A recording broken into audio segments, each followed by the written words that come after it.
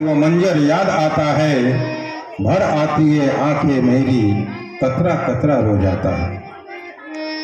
पुलवामा के वीर वे मुझसे न भूल जाएंगे, पुलवामा के वीर वे हमसे न भूले जाएंगे। कायरों के कृत्य ये सदियों धिक्कारे जाएंगे। इन्हीं के साथ अगला जो हमारा गीत है पुनः इन्हीं बच्चियों के द्वारा है। हमार देशवा सोनवा के चिड़ैया, पायल, ऋचा और रिया। अपना प्लीज एक बार हाथ उठा देंगे ताकि बच्चे, आप सभी बच्चियां बड़े सतर्कता से बैठे। देखिए बेंच पलट गया, आप सभी अच्छे से लगा लें बेंच। और इस प्रोग्राम के लिए पायल, ऋचा और रिया, हमारा देशवा सोनवा के चिड़ैया, यही है।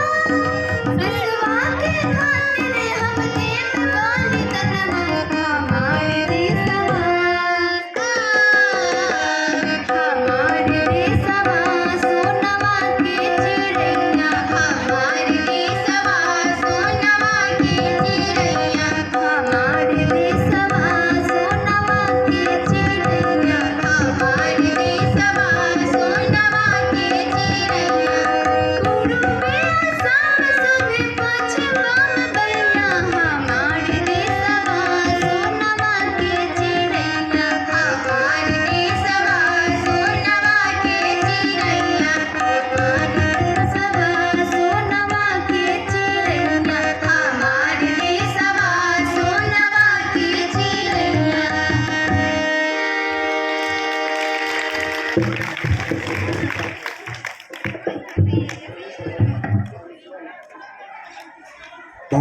बहुत धन्यवाद उन तमाम बच्चियों की। और सही में भारत सोना का ही देश है, लेकिन वो सोना जो आप सोच रहे हो ना कि हाथ में पहनते हैं, वो सोना वाला देश नहीं है ये सोना वाला देश है संस्कार के रूप में।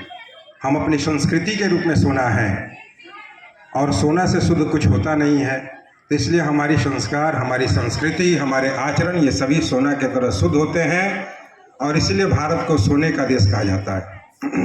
आप तमाम ग्रामीण जो अभी आए हैं, आप सबका विद्यालय परिवार में हार्दिक अभिनंदन और स्वागत है। और आपको स्वागत करते हुए तो ऐसा लगता है कि ये पूरा विद्यालय आप ही का है, और हम आपके बीच परिवार के सदस्य बन के आए हैं। तो पत्थर में भी भगवान होते हैं, फूल में भी भगवान होते हैं। हमारे तिवारी बाबा समझ रहे हैं, पत्थर में भी भगवान होते हैं और फूल में भी भगवान होते हैं। तो कहा जाता है कि भाई जब पत्थर पर फूल चढ़ाते हैं तो भला भगवान को भगवान पर क्या करके चढ़ाएं हम। तो इसलिए आपका स्वागत हम कर रहे हैं, यह हमारा सौभाग्य है।